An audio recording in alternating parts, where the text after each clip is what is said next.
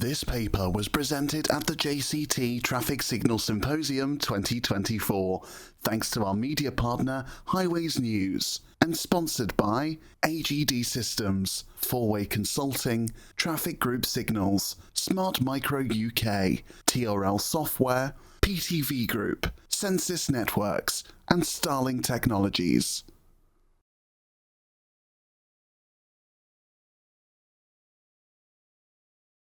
Okay, thank you very much. Good afternoon, ladies and gentlemen. Bonjour, mesdames et messieurs. Et guten Tag, meine Damen und Herren. So, floating vehicle data and traffic modelling. So the first thing we want to find out is, what is floating vehicle data? How does it work? Well, pretty well every vehicle these days has got one of these things in it. Either because of the driver's got one, the passengers have got one, the kids in the back seat have got one and they're playing on it, or it's eCall. Now, this little baby here was built long before GSM was even invented. So now it's going to get eCall. It gets a phone in itself. So what can we do with that phone? The service provider knows where that phone is. It has to know where it is, so when you get a call on it, it can route it to you. So we can use that to model traffic and count traffic. Well, how can we count traffic? Well, we could stand at the side of the road with a clipboard. Well, when it's like that, it's fairly straightforward. But hey, when it gets like that, it becomes a bit more difficult. Now, there's a spot prize on offer. Can anybody tell me what country that is, please? Who said Turkey? Spot on. Spot prize goes to our cameraman, which is fair enough. He said it. There you go. Well done. There are clues in the picture, one of which is the name of the bus stop, Beşyol, if you happen to know where that is. Or the other clue that's in the picture is the letter S with a cedilla under it. The only language which uses that is Turkish. But the reason that picture is there, apart from the fact to show the impossibility of counting it with a clipboard, look in the bottom left corner, two vehicles so close to each other. Top right side, just in front of the lady's face mask, is a transit van with another vehicle in front of it, ridiculously close. And in the middle lane, there's somebody heading away from the camera, again, a pair of them. One's a little sort of Nissan pickup truck. They're ridiculously close as well. And the reason that that is important is when we look at the next slide, we'll now look at the theory of the flow rate. And the theory is like this. Imagine you've got an infinite string of vehicles, all doing speed V. The speed of the vehicle is limited by the vehicle in front. In other words, the driver wants to crack on, but he can't because the driver in front is going at reasonable speed. So, how far behind does that vehicle go? Well, first of all, we've got vehicle length L, which has got a bit of personal space with it. We include the personal space because when you try and stop in traffic, you never go bumper to bumper. You leave it's a gap to move round in. The other thing you could do is you could think of a kilometre of standing traffic as around 150 vehicles. There's space in that queue of traffic as well, so we put some personal space in front of the vehicle. Think of the stopping distance and think of the following thinking distance. Now, as Chris was saying earlier, drivers are not the cleverest beings around, not by any stretch of the imagination. But just supposing every driver was following the one in front with a 2-second gap. Just think for a minute. Is that going to give 1,800 vehicles an hour? No, it is not. We did think of calling this destroying the 1,800 vehicles an hour myth, because the length of the vehicle itself comes into the equation. So think of the driver, and I say some are not so good as others, but they are allowing a fraction of the stopping distance between them and the vehicle in front. 2 seconds will be a fraction of the stopping distance. Reasonable? Now, again, as we said, Thursday afternoon, last day of the conference, you're going to have to trust me on this. The derivation of the formula is in the notes, which you've all got. You can read that at your leisure. It's also has the pass-on distribution in the notes as well, so you can back up on what was said earlier. So, trust me, please. The number of vehicles per hour is given by that equation in white at the bottom. The only thing that we must now think about is that value of alpha. What is it? Well, everybody in here is a different shape and size. People are different sizes. Likewise, the driver will give a different value of alpha according to his ability, according to weather conditions, and according to the culture of the country that you are in, or even the culture of the city you are in. On Tuesday, we had a talk from a guy from Cyprus who had a fairly low opinion of the ability of drivers in Cyprus. Those who were here on Tuesday will remember that. So we cannot say there will be an average value. We have to accept there will be a range of value. Just like a building designer allows for different sizes of people, or if you're running a clothes shop, you don't have a large and say a small people can put a large on, it'll do. You have a range of sizes, and there are mathematical techniques for dealing with that. So what does that equation mean? Well, it means there is a set of curves of different value of alpha which give the flow rate at different speeds. The interesting thing is, first of all, it does not reach 1,800 vehicles an hour anywhere. The other thing is, you think you're driving down the smart motorways and it gets busy. What do all the signs tell you to do? You might get a 60, then a 50, then a 40. It's bringing the speed down because the lower speed gives a higher traffic flow. So this is great. We've done a load of theory. We haven't put any real measurements yet, but that's what we're going to do next. I'll put some real measurements in there, and hey, the blue dots represent speed and flow rate. In this case, it's from a random sample off the A1M. And they all sort of fit between those different values of alpha. The blue dotted line you can see is actually the best fit equation for those dots, which again mirrors the shape of the curve that we just predicted by theory. And again, you'll notice that nowhere do we get 1,800 vehicles an hour in a lane. So that model seems to work. And just for the benefit of those that doubt me still, we did run a Pearson correlation coefficient test on that, and the probability is less than 1% that those dots fitted that curve by chance. So more than 99% certain that it is not chance. So that model seems to work. We have a way of getting speed and flow rate together. And just to show you, there are some other models knocking around. Two here, thanks to our friends at Viva City. I don't know if I can't see the guys that I spoke to this morning who got the prize. No, not there. Ah, yes, are there. Photograph, please, for Peter. These are different models. The one on the left side, 20 mile an hour speed limit. You can see there is very, very good compliance to that. They're all taking the 10% plus 3 rule and bending it to 25. But they do not have a congestion problem. It's the high street through a village. Great, everyone's enjoying themselves. But now we'll start talking about Manchester. Maybe you want to leave the room at this point. This is Manchester Road, Bolton. Speed limit is 30 mile an hour. What do we have here? Do we have a free-flowing situation? No, we don't. And guess why? Because somebody stuck some traffic signals there and pedestrian crossings. And what happens? They stop the traffic. Now, it is very, very simple to visualise this.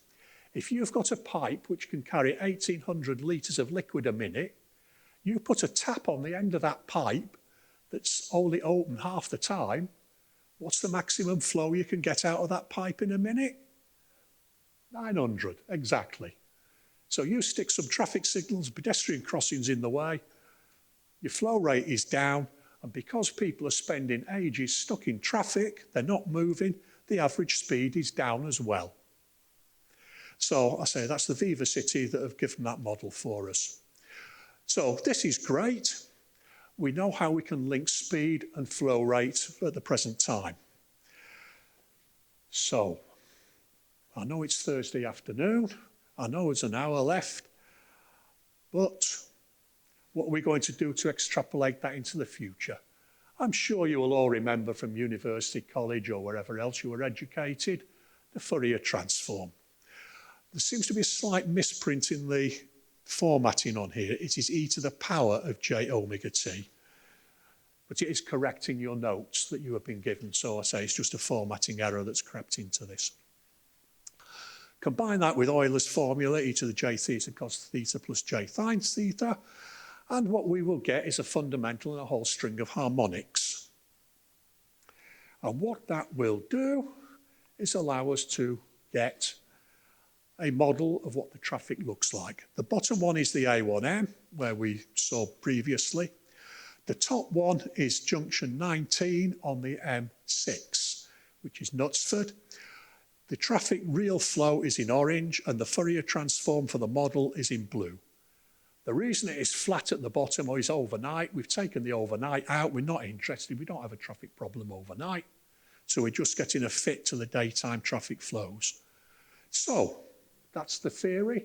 That's what it leads us, a way to transform and match speed and flow.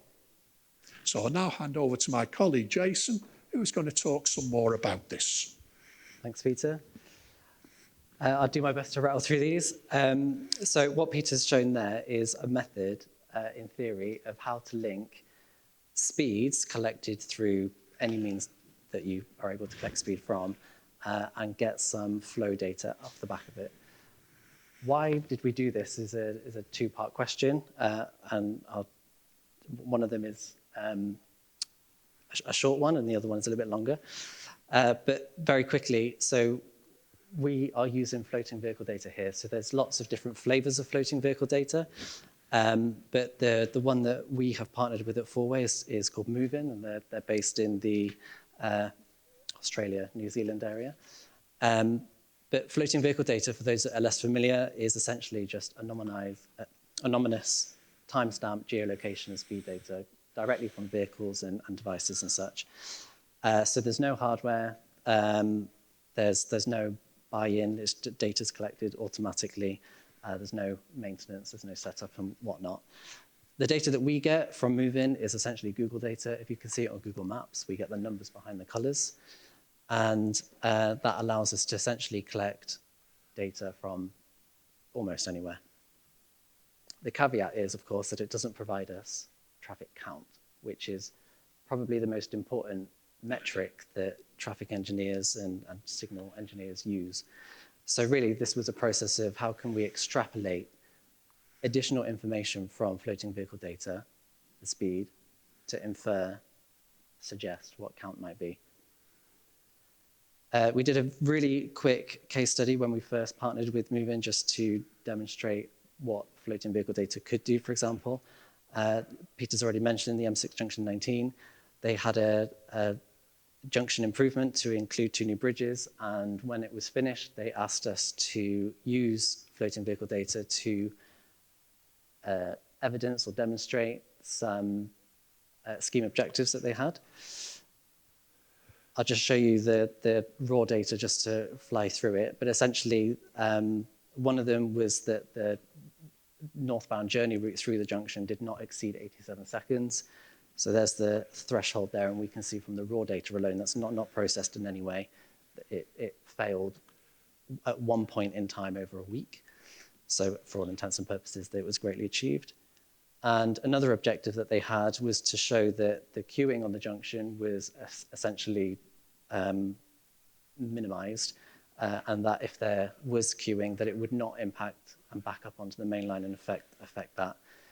So there was 2 sections that we monitored for queuing, and in both cases, they did not exceed anywhere near the threshold. So kudos to the traffic signal engineers who did that junction.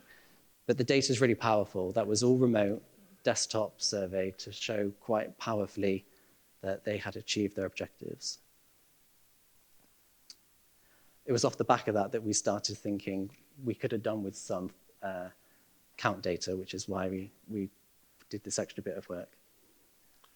The longer term why is about naked roads, which is essentially a future concept that potentially you could remove roadside ITS and replace that with in-vehicle technologies.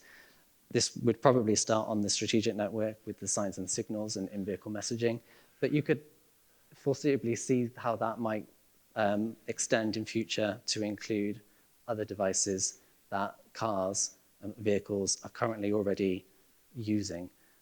Vehicles at the moment are increasingly more sophisticated. They have lots and lots of equipment on them, and many of those are familiar but different at the same time from what we might be used to in terms of roadside ITS. So things like radars and cameras are all used on the road at the moment. Could we use that data from vehicles instead in the future? Yeah, let's have something.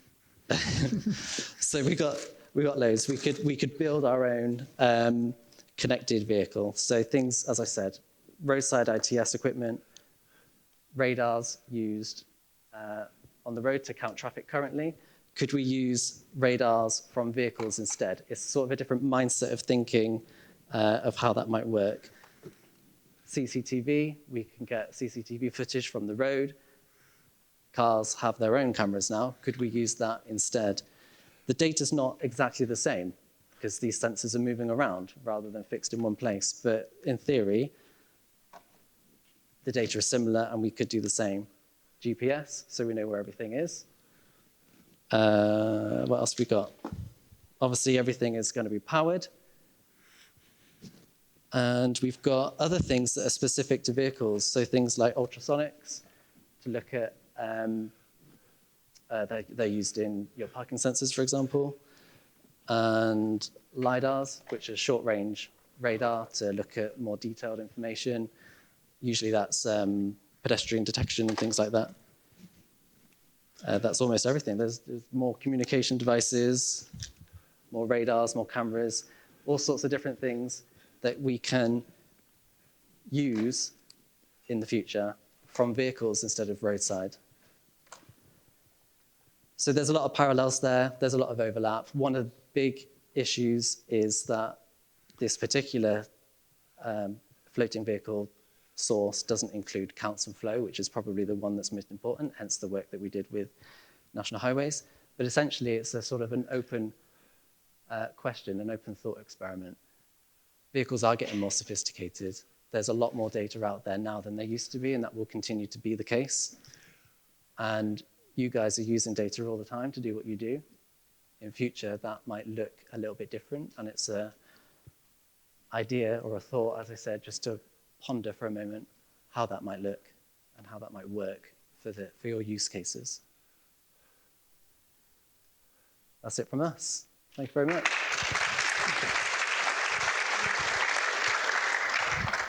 But before we move on to the questions, there's another spot prize going. What country is that, please? Germany. Deutschland. It's not fair, Paul. You shouldn't be answering that question. Well, fair enough, mate. You were there. You did speak up, so you didn't go home. So if Mr. Roving Mike could send that pack of biscuits up to Paul up there, please. We'll have the questions. Thank you. Right, we're going to have to be quick on questions because we're running a little bit over time on this session. So have we got any questions from the audience? No, apart from maybe if there's any more biscuits or sweets. No, everybody gobsmacked. Okay then. I think then if you'd like to show your appreciation. Thank you very much. Okay.